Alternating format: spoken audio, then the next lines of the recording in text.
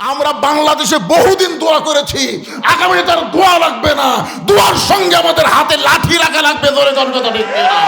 ও মুসলমান, হাতে লাঠি রাখার দরকার আছে না নয়? খালি দোয়া, খালি দোয়া। ওমর ফারুক বললেন, বিবি আর দোয়ার দরকার নাই, জান্নাতে যদি যাবার চাও তাহলে এই এই জিনিসগুলো নিয়ে আমার সঙ্গে বের হও। এই জিনিসগুলো মানে কি? একটা গর্ভবতী নারীর বাচ্চা খালাস করতে গেলে যা যা লাগবে সেইগুলো নিয়ে তুমি আমার সঙ্গে বের হও। হযরত ওমর তার বিবিকে নিয়ে অপর পৃষ্ঠাতে তাঁবুর মধ্যে ঢুকাই দিলেন। আর লোকটাকে বলতেছেন, ভাইজান কোনো টেনশন করবেন না, আমি একটা ভালো ধাত্রী তাঁবুর মধ্যে ঢুকাই দিছি, একটু ধৈর্য ধরেন। কিছুক্ষণ পরে হযরত ওমর ফারুকের বিবি বলতে, স্বামী গো, আপনার দোস্তকে, আপনার বন্ধুকে খবর দেন, তার বিবি বাচ্চা দুইটাই সুস্থ আছে। ইয়া আমির আল মুমিনিন, আপনার বন্ধুকে খবর দেন, আপনার তার বিবি বাচ্চা দুইটাই সুস্থ আছে। ওমর ফারুক তাকায় দেখে লোকটা মাটির গড়াগড়ি করতেছে। ওমর ফারুক বললেন, ভাই এরকম কেন? বলে, আপনি হলেন অর্ধ জাহানের খলিফা, আপনি 3 বার আমাকে সালাম দিলেন, আমি সালামের উত্তর দিলাম না, খারাপ ব্যবহার করলাম, এরপরে আপনার বউ দিয়া আমার পোষ্যবতী বিবির বাচ্চা খালাস করলেন, আপনি এত নরম কেমনে হলেন? ওমর ফারুক বলে, ভাইজান দায়িত্ব যেদিন থেকে পাইছি সেদিন থেকে আমার গরম আল্লাহ কমায় দিয়ে আমাকে নরম বানায়া দিছে। আব্দুল্লাহ বলতেছে, রে নবীর সাহাবীরা, তোমরা সবাই যখন ঘুমাইছিলে এমন সময় আমার বাবা আমার দরজায় গিয়ে ডাকতেছে, আব্দুল্লাহ আব্দুল্লাহ বলে। আমি দরজা খুলে তাকায় দেখি বাবার হাতে একটা পাঞ্জাবি। আমি বললাম, বাবা বাইতুল মাল থেকে আমার একটা পাঞ্জাবি দিছে, বাবা আপনি আর একটা দিবে যাচ্ছেন? ওমর ফারুক কোরআন থেকে তেলাওয়াত করলেন, ইন্নাল্লাহা ইয়ামুরুকুম আন তুআদ্দুল আমানাতি ইলা আহলিহা ওয়া ইযা হাকামতুম বাইনান নাস আন তাহকুমু বিল আদল। আল্লাহু আকবার বলেন। এই আয়াতের মধ্যে আল্লাহ কি বলতেছেন জানেন? আমার ভোট আমি দিব, যাকে খুশি তাকে দিব। এই স্লোগান স্বৈরাচারী স্লোগান। আমার ভোট আমি ইচ্ছা মতো দিবার পারবো না, আল্লাহর বিধান, নবীর বিধান, আমাকে যেভাবে দিবার বলছে আমাকে সেইভাবে দেওয়া লাগবে, ঠিক কিনা বলেন?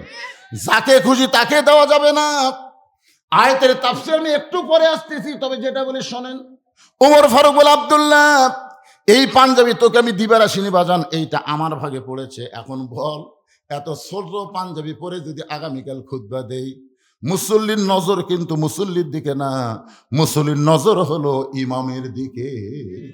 তোর পাঞ্জাবিটা আমাকে একটু দান করে দে। আব্দুল্লাহ বলে, আমার কাপড়ের অংশটুকু আমার বাবাকে দান করে দিলাম। বাবার কাপড় আমার কাপড় একত্র করে বাবা লম্বা জুব্বা বানায় এখন খুতবা দেয়। এখন বলো বাবার খুতবা শোনা যায় কিনা যায়? সমস্ত সাহাবীরা চিল্লায় বলে, আল্লাহর কোরআন দিয়ে যখন রাষ্ট্র চলবে, এমন ভালো মানুষ মুত্তাকিদের আল্লাহ বান্দারা নেতা হিসাবে দেখতে পাবে।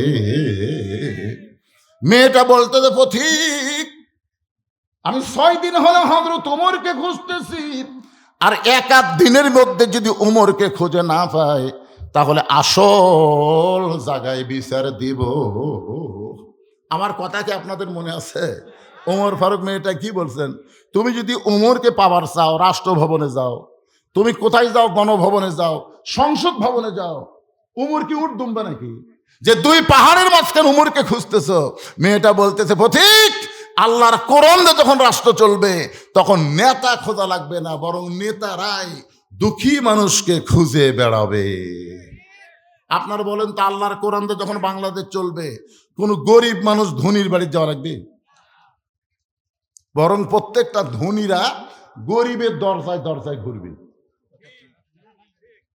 কারণ গরিবের কোনো ঠেকা নাই। ঠেকা হলো ধনীর 2.5 টাকা, গরিবের হাতত না দিবার পারলে ওই ধনিক জাহান্নামত যাওয়া লাগবে।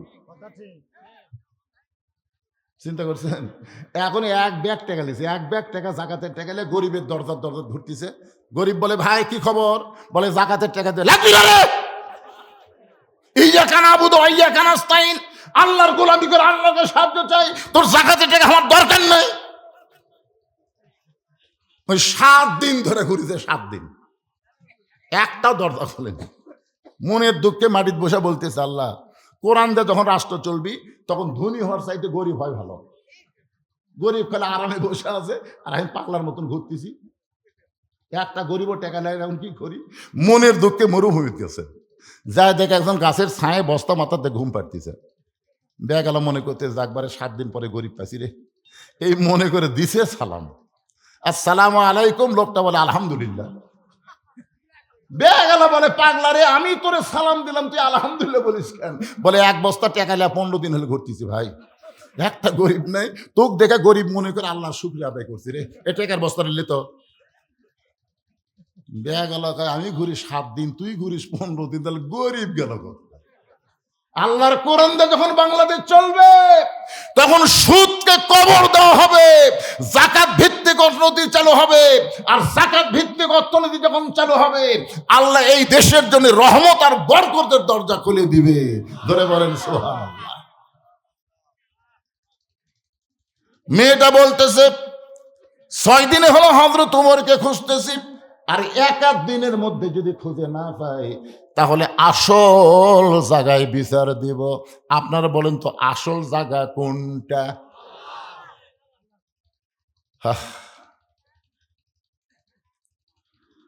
আল্লামা সাইদি হুজুরকে মিথ্যা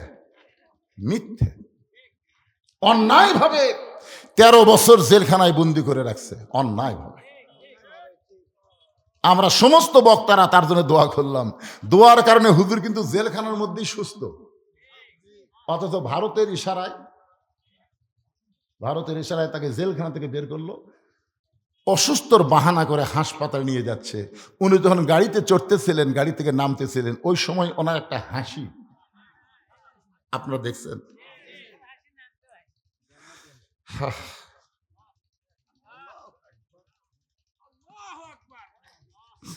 এই বাংলাদেশ কিয়ামত হবে, কিন্তু এমন একজন মুফাসসির আর পাওয়া যাবে।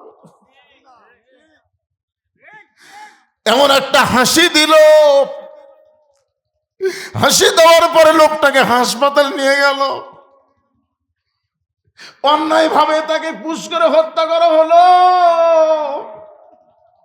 আমরা সমস্ত আলেমেরা তাহাজ্জুদের নামাজ পড়ে বললাম, আল্লাহ, জজ court, high court, supreme court Hasina দখল করেছে, তোমার কোর্টে আমরা বিচার দিলাম, আল্লাহ তুমি এবার বিচার করো।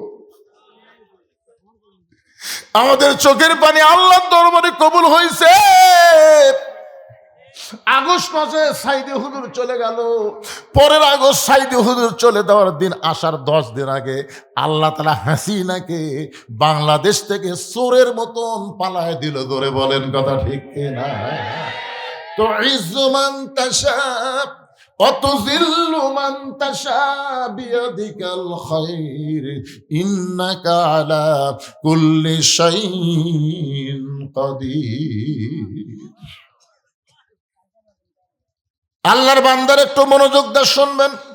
মেয়েটা যেই বলতেছে আর 1 দিনের মধ্যে যদি হযরত ওমরকে আমি খুঁজে না পাই তাহলে আসল জায়গায় বিচার দেব। আপনারা বলেন তো আসল জায়গায় বিচার দিবে? হযরত ওমর হাঁটু গেড়ে বসলেন, মেয়েটার সামনে হাঁটু গেড়ে বসে বললেন, মা, ওই আসল জায়গায় তুমি বিচার দিও না মা। তুমি যে ওমরকে 6 দিন হলে খুঁজতেছো, আমি হইলাম সেই ওমর। চিন্তা করে দেখেন, আল্লাহর কোরআনে যখন রাষ্ট্র চলবে তখন নেতারা কেমন মুত্তাকি হবে। একটা মেয়ের সামনে হাঁটু গেড়ে বসে বলতেছে, মা, আসল জায়গায় বিচার দিও না মা, আমি বড় ভয় করি মা, আল্লাহর সামনে আসামি হওয়াতে আমি বড় ভয় করি। কেমন ভয় ভিতরে ছিলেন। গভীর রাত্রে হযরত ওমর ঘুরতেছেন, হঠাৎ দেখতে পাই তাঁবুর মধ্যে কি যেন হচ্ছে। 2টা বাচ্চা খালি মা মা বলে কাঁদতেছে। মা গো, আর পারি না মা, ক্ষুধার জ্বালায় আর সহ্য করতে পারি না মা, খাবার দাও।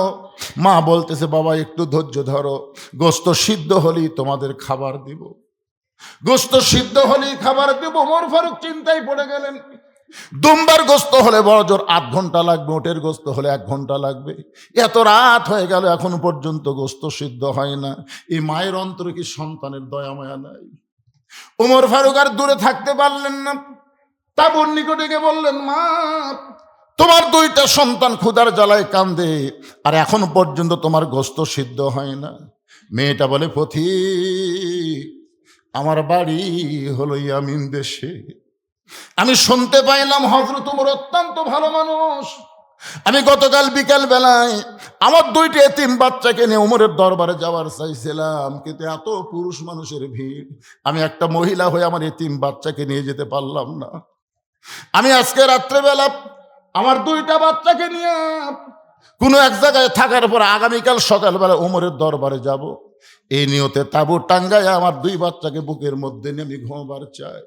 কিন্তু পথিক রে, আমার 2টা বাচ্চার এত খিদা লাগছে, এরা 2জন করে মা মা বলে খাবার চাই, আমি এখন কি করব? আমি পাতিলের মধ্যে পানি আর পাথর দিয়ে নিচে আগুন জ্বালায় বলতে যে, বাবা, গোস্ত সিদ্ধ হলেই তোমাদের খাবার দেব, গোস্ত সিদ্ধ হলেই তোমাদের খাবার দেব। আমি মনে করেছিলাম আমার বাচ্চা 2টা সান্ত্বনার বাণী শুনতে শুনতে ঘুমায় যাবে, কিন্তু এদের পেটে এত খিদা লাগছে, এদের চোখে ঘুম ধরতেছে না। আমি মা হইয়া বুঝবার পারতেছি আগামীকাল পর্যন্ত আমার বাচ্চা 2টার বাঁচবে না। যেই কইছে আমার বাচ্চা 2টা বাঁচবে না, ওমর ফারুক বললেন, মা,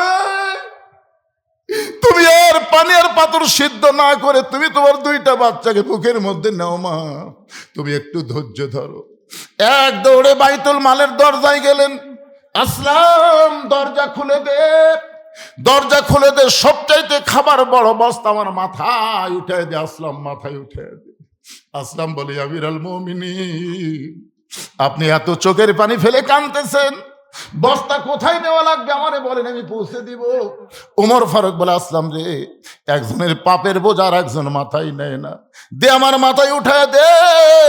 ওয়াউলিল আমরি মিনকুমকে মানতে গিয়ে আসলাম যখন খাবার বস্তা মাথায় তুলে দেয়, ওমর ফারুক বস্তা মাথায় নিয়ে এত জোরে দৌড়াই, পিছন থেকে আসলাম বলে, আমিরুল মুমিনিন, এই বস্তা নিয়ে দৌড়ে থেকে আপনি পড়ে যে আপনার কষ্ট হবে, আপনি কি বোঝেন না?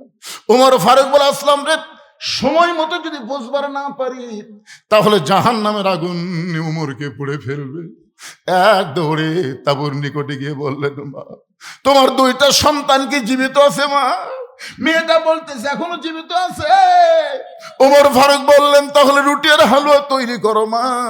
মেয়েটা রুটি আর হালুয়া যখন তৈরি করে ওমরের হাতে দেয়, ওমর 2টা বাচ্চাকে উরাতের উপরে বসায়া রুটি হালুয়া ছিঁড়ে যখন মুখের মধ্যে দেয়, 2টা বাচ্চা ফেল ফেল করে উমরের দিকে তাকায় থাকে, চোখ দিয়ে দর দর করে গাল বেয়ে পানি পড়তেছে। 2টা বাচ্চা চোখের পানি মুছে দিয়ে বলে, কে গো তুমি? এই গভীর রাত্রে বাবার দরদ দিয়া আমাদেরকে রুটি হালুয়া খাও, তুমি কেন কাঁদতেছো? তুমি কেন কাঁদতেছো? ওমর ফারুক বলে, আল্লাহ, এই অধমকে জাহান্নামের আগুন থেকে তুমি বাঁচাও আল্লাহ। মেয়েটা বলতেছে, পথিক রে, ভালো মানুষের গল্প শুনেছি, কিন্তু মানুষ এমন ভালো হয় কোনোদিন কল্পনা করি নাই। আল্লাহ যদি উমরকে মদিনার খলিফা না বানায়া তোমারে যদি মদিনার খলিফা বানাইতো, এই মদিনা যেন দুনিয়াতে আল্লাহর জান্নাত হয়ে যেত। ওমর ফারুক হাঁটু গেড়ে বসে বললেন, মা, তুমি আজকে 6 দিন হলে কি দুঃখ নিয়ে ওমরকে খুঁজতেছো? তুমি যে ওমরকে খুঁজতেছো আমি হলাম সেই ওমর, মা, আমি হইলাম সেই ওমর। মেয়েটা বলতেছে, ইয়া আমিরুল মুমিনিন, আপনি যদি সেই ওমর হন তাহলে চোরের মতন একা একা কেন ঘুরতেছেন? আপনার কি কোনো চামচা নাই? আপনার কি কোনো কথা কয় না? বাংলাদেশের মতন 96টা দেশের খলিফা, একা একা ঘুরতেছেন, আপনার কি কোনো চামচা নাই? আপনার কি কোনো বডিগার্ড নাই? বিদেশ থেকে একটা নেতা বাংলাদেশে আসতেছে, তাকে বিমানবন্দরে হাজার হাজার নিরাপত্তা কর্মী, পুলিশ, আর্মি পহরা দিয়ে লেওয়া লাগছে। কথা কন না? আর অর্ধজাহানের খলিফা একা একা ঘুরতেছেন, আপনার কি কোনো চামচা নাই, বডিগার্ড নাই, র্যাব নাই, পুলিশ নাই?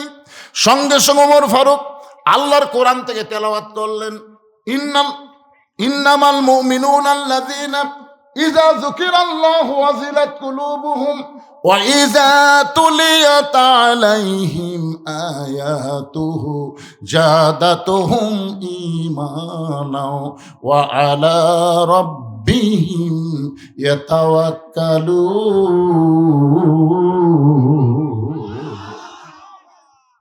এবার চলে আসি মূল আলোচনায়। আল্লাহ বলতেছেন আল্লাযী খলাকাল মাউতা ওয়াল হায়াতা লিয়াবলুয়াকুম আইয়ুকুম আহসানু আমালান ওয়া হুয়াল আজিজুল গফুর। সর্বসাকুল্যে সূরা মুলকের 2 আয়াত, জোরে বলেন কয় আয়াত?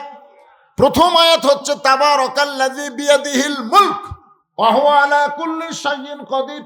গোটা পৃথিবীর রাজত্ব কর্তৃত্ব মালিকানা কার হাতে? জোরে কয় না কেন? সমস্ত ক্ষমতার মালিককে। সারাদিন ভিক্ষা করে বাড়িতে নিয়ে আসে, সারাদিন ভিক্ষা করে ফকির বাড়িতে নিয়ে আসে, বইয়ের মন ভরে না। ফকির কয় রে যত কুত্তার মধ্যে, এখন কিন্তু কুত্তারা ফকিরকে ধরে ধরে না। ফকির যদি জানবার পরে শিবপুর কুত্তে আছে আর গ্রামে ঢুকবি না। এই জন্য গোটা চারপাশে কুত্তা গেলে রাস্তার থবেন, একটা ফকিরে ঢুকবি না। আমার এলাকার এক ফকিরের ব্যাগ পর্যন্ত ছেড়ে ফেলে দিয়েছে। কত কষ্ট করে ভিক্ষা করে বাড়িতে আনি, আর বইয়ের মন পায় না। বউ বলে এ কি, আগামীকাল ভিক্ষা না গেলে তো আর থাকবে না। বউ বলে স্বামী গো, সাধারণ মানুষের দরজায় ভিক্ষা করেন বলে প্রতিদিন আপনাকে ভিক্ষা করতে হয়। আজকে এমন একজন মানুষের কথা বলবো, সেই মানুষের কাছে যাবেন, এমন ভিক্ষা দেওয়া দিবে 1-8 বছর আর ভিক্ষা করা লাগবে না। ফকির সুনকে বলে বিবিরে সেই মানুষটা আবার কে?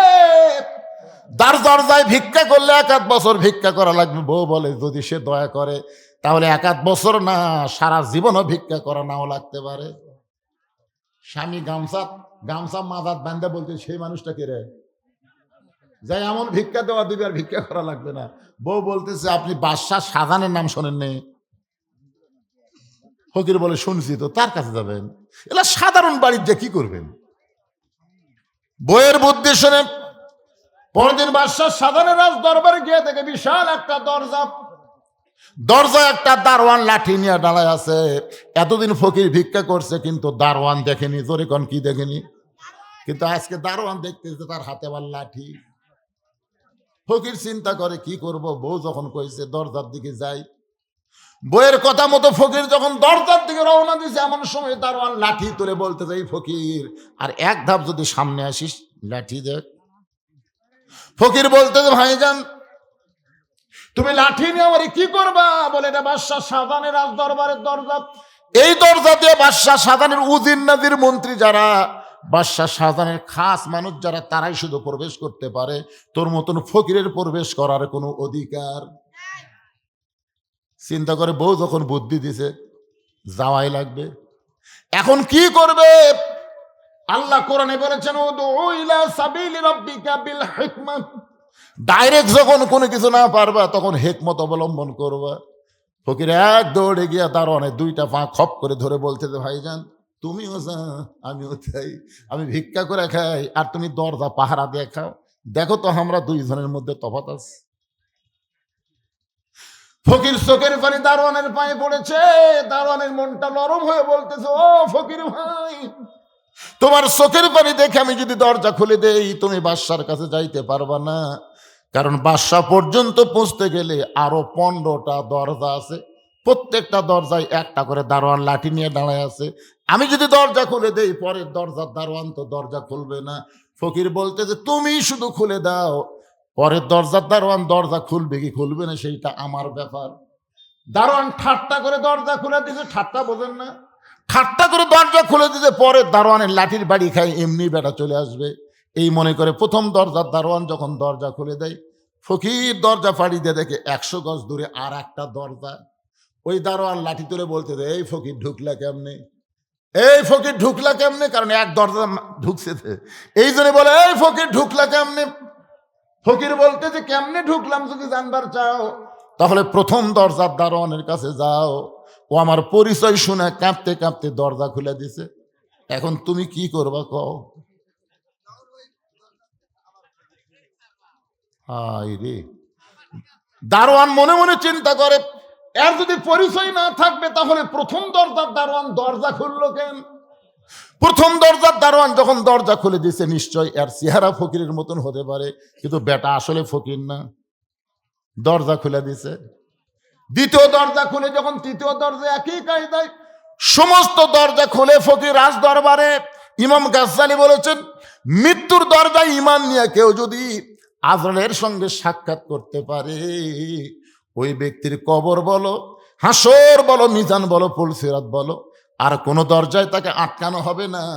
মৃত্যুর সময় ঈমান নিয়ে যদি বিদায় নিবার পারে, সরাসরি 8টা জান্নাতের দরজা আল্লাহ খুলে দিবে।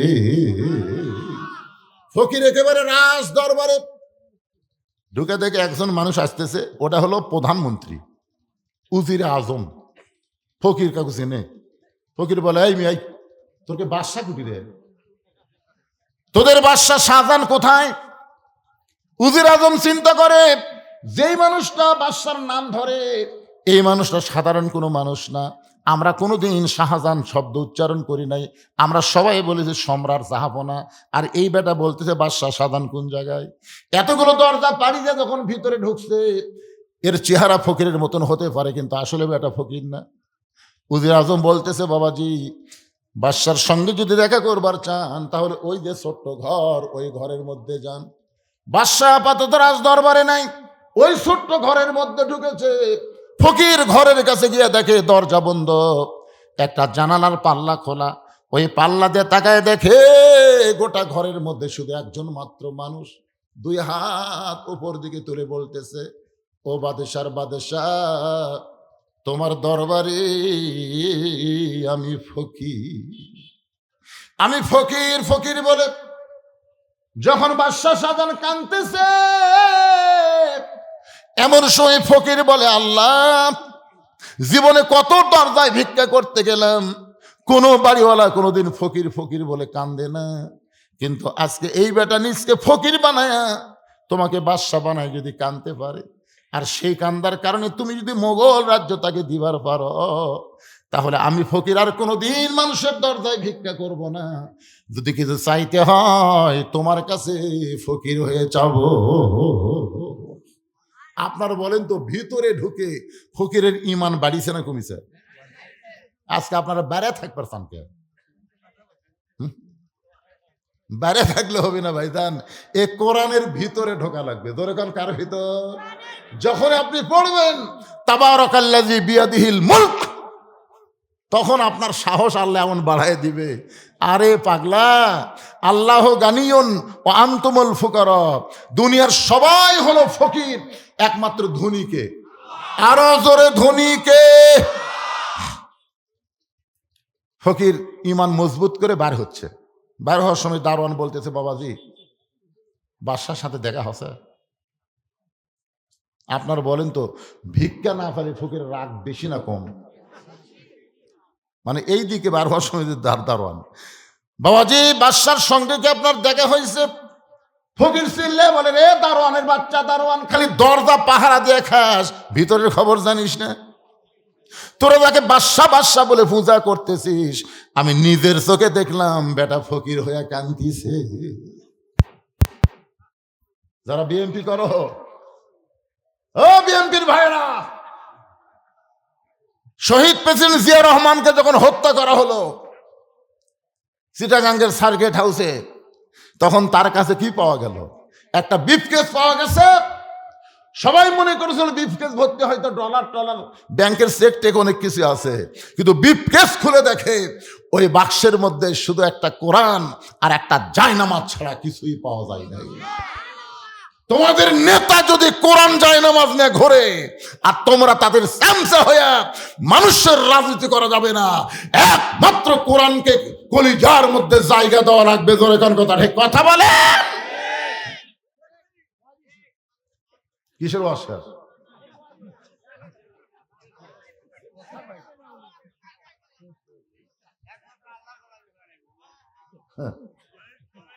আপনারা কি মনে করতেছেন খালেদা জিয়ার জানাজায় 20 লক্ষ মানুষ কেন হলো?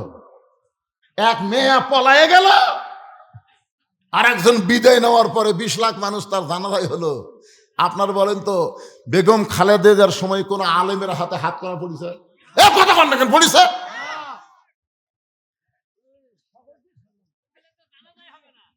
হ্যাঁ, ওলা ফতোয়া পরে দেন, আমি যেটা আগে বলি সেটা কর। মহিলা মানুষের বলে জানা যাবেন ফাতেমা নাকি এটা? এটা খালেদা। এটি ফাতেমারও আপনি এসে খালেদার কাছে ঢুকেলে হবে না তো। আমি যেটা আপনাদের বুঝাবার চাচ্ছি, আল্লাহর কোরআনের সঙ্গে সম্পর্ক রাখলে তার সম্মান কম না বেশি? একই গাছের কাঠ দিয়ে 3টা জিনিস বানাইছে, একটা হলো খাট, একটা হলো সোফা, আর একটা হলো রেহাল। গাছ কিন্তু একটা জিনিস বানাচ্ছে 3টা। আপনার বলেন তো 3টার মধ্যে দাম বেশি কার? কি জন্যে? খাটের সাথে মানুষের সম্পর্ক, সোফার সাথে মানুষের সম্পর্ক, আর রেহালের সঙ্গে আল্লাহর কোরআনের সম্পর্ক। তাহলে একটা রেহাল যদি কোরআনের সঙ্গে সম্পর্ক রাখার কারণে দামি হয়ে যায়, আমরা যারা এখানে বসে আছি ভাইজান, আল্লাহর এই কোরআনের সাথে আমাদের সম্পর্ক রাখার দরকার আছে না নাই? সে আল্লাহ বলতেছেন তাবারাকাল্লাযী বিয়াদিহিল মুলক। একটু খেয়াল করেন, দারোয়ানের বাচ্চা দারোয়ান, খালি দরজা পাহাড়ে দেখাস, ভিতরের খবর জানিস না। তোরা যাকে বাদশা বাদশা বলে পূজা করতেছিস, আমি নিজের চোখে দেখলাম ফকির হয়ে কাঁদতিছে। দারোয়ান আরো দারোয়ানে ডাকতেছে, এই খামাখা দরজা পাহারা দেন আপনি, আমি ভিতরে।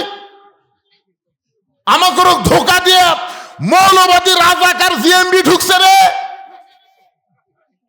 দেখছেন ওরকম ধোকা দিয়ে কে ঢুকছে? আজকে অনেক নেতারা বলতেছে আমাকে ধোকা দিয়ে। একদল আল্লাহর কোরআন সংসদ যাবার চাই, আমরা ধোকা দিচ্ছি না ভাই, আমরাই হক কথা বলতেছি। জোর কথা কর না কেন, কথা কর না কেন? এই দারোয়ান সব দারোয়ান লাগতেছে, খামাকা দরজা পাহারা দিয়ে লাভ কি রে? আমাকে ধোকা দিয়ে মৌলবাদী রাজাকার ঢুকছে রে। আমরা তাকে বাদশা বাদশা বলে পূজা করি, এই বেটা কয় ফকির। সমস্ত দারোয়ান একত্র হয়ে, কেউ ফকিরকে কিল মারে, কেউ ঘুষি মারে। ফকির বলে যতই মারে যতই মার, নিজের চোখে দেখা জিনিস মিথ্যা বলা যাবে না। আমরা নিজের চোখে দেখেছি সমস্ত ক্ষমতার মালিককে, আমাদেরকে ধোকা দেওয়া যাবে না। যখন কথা ঠিক না, নিজের চোখে আমরা দেখলাম তাবারাকাল্লাযী বিয়াদিহিল মুলক ওয়া হুয়া আলা কুল্লি শাইইন কাদির। আমি নিজের চোখে দেখেছি, আপনাদেরকেও দেখাইতেছি। আমাকে ধোকা দিয়ে লাভ হবে? ফকির বলে মার মার, মারতে মারতে আমাকে শেষ করে দে। নিজের চোখে দেখা জিনিস মিথ্যা বলা যাবে না। এমন সময় বাদশাহ শাহজাহানের আসরের নামাজ শেষ করে মসজিদ থেকে বের হয়ে বলে, রে দারোয়ানেরা সব দরজা বাদ দিয়া ভিতরের দরজায় কারে মারতেছো, কেন মারতেছো? দারোয়ানের নেতা বলতেছে, জাহাপনা আমরা শুধু মারতেছি, আপনি শুনলে তো মেরেই ফেলবেন। আমরা খালি মারতেছি, আর আপনি শুনলে? বাদশাহ শাহজাহান কয় কি কইছে? বলে এই বেটা মৌলবাদী বলতেছে আপনি নাকি ফকির। আমরা এতদিন ধরে জানি আপনি হলেন বাদশাহ, আর এই বেটা কয় ফকির। বাদশাহ শাহজাহান দৌড়ে এসে টুটি চাপা ধরছে, এই তুই জানিস না, তুই জানিস না মোগল সম্রাট শাহজাহান, তুই জানিস না? ওটাই তো জানি, ওটাই তো এতদিন জানি, কিন্তু আজকে কি দেখলাম? এতদিন তো এটাই জানি, কিন্তু আজকে কি দেখলাম? বাদশাহ শাহজাহান বলে কি দেখছো? বলে ওই যে ঘরত, ওই ঘরত জানলা দেখি দেখলো আপনার মতো একটা মানুষ এভাবে 2 হাত তুলে কান দিচ্ছে আর বলতেছে, ও বাদশার বাদশা তোমার দরবারে আমি ফকির। সঙ্গে সঙ্গে বাদশাহ শাহজাহানের 2টা হাত থর থর করে কাঁপতেছে। সমস্ত দারোয়ান বলে, জাহাপনা এই ফকির কি শোনালো, যেটা শোনার পরে আপনার 2টা হাতের মধ্যে কম্পন ধরে গেল। বাদশাহ শাহজাহান বলে, দারোয়ান রে, ফকির যা বলেছে সত্য বলেছে, ফকির যা বলেছে সত্য বলেছে।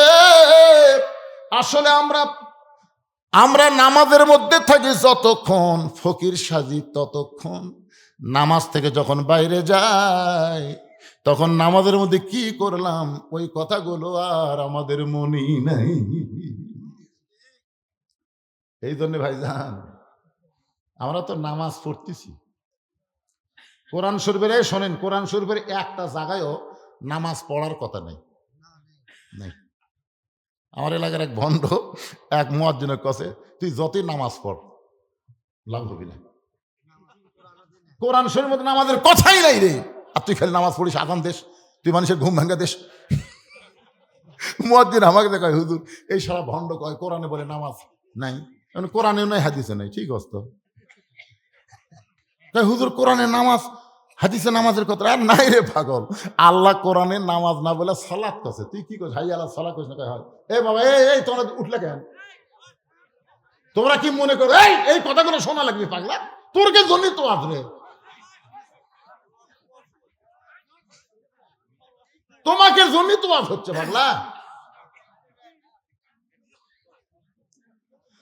আইয়ুকুম আহসানু আমালা, এইটার উপরে কথা হচ্ছে, একটু খেয়াল করে শোনেন। কি বিরক্ত হচ্ছেন? আমি শেষের দিকে নিয়ে আইছি ভাই, তাহলে শেষের দিকে এই মূল্যবান কথা, শেষে যে কথা হয় এই কথাগুলোকে বোঝানোর জন্য ব্যাখ্যার শেষ পর্যায়ে আপনাদের একটু খেয়াল করা লাগবে। মসজিদের মধ্যে যতক্ষণ আমরা ভালো থাকি ততক্ষণ আপনাদের এই গ্রামের মধ্যে আওয়ামী লীগ আছে না নাই? এই গ্রামের মধ্যে বিএনপি আছে না নাই? জামাত আছে না নাই? তাবলিগ আছে না নাই? আপনার বলেন তো প্রত্যেক দলের জন্য এক একটা মসজিদ, না সব দলের এক মসজিদ?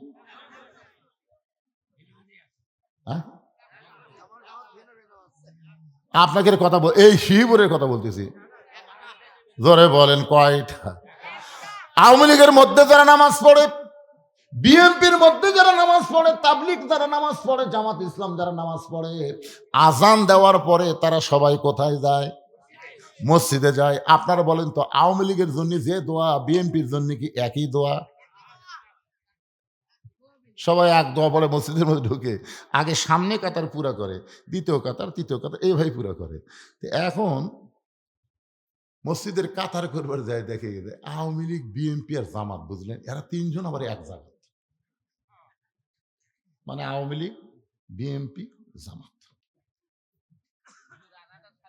আমার বাবা কি রে, আরো যেগুলো আছে সেটা বলতেছি, মনে করেন ধরেন আওয়ামী লীগ, বিএনপি, জামাত, জাতীয় পার্টি, তাবলিগ সব মিলে এক কাতার হচ্ছে, জোরে কোন কয় কাতার? কিন্তু ইমামের বইয়ের অসুখ, ইমাম বউক লেগেছে হাসপাতালে, এখন সামনে যাবি কে? এখন সামনে কে যাবি এই নিয়ে চিন্তা হচ্ছে। আওয়ামী লীগ বলতেছে সামনে কে যাইবারে, মানে আওয়ামী লীগ, জাতীয় পার্টি, বিএনপি, জামাত, সামনে কে যাবি? তখন কিছুক্ষণ নামাজের সময় যেন হয়ে গেছে, ঘড়ি দেখতে 1 মিনিট পার হয়ে যাচ্ছে, তখন আওয়ামী লীগ বলতেছে এই জামাত তুই সামনে যা, কারণ আওয়ামী লীগ, জাতীয় পার্টি, বিএনপি জানে আমরা না হয় কাতার করবো কিন্তু সামনে যাবার পারবো না, সামনে যাবার একটাই দল। জোরে করে কথা জোরে কর না কেন?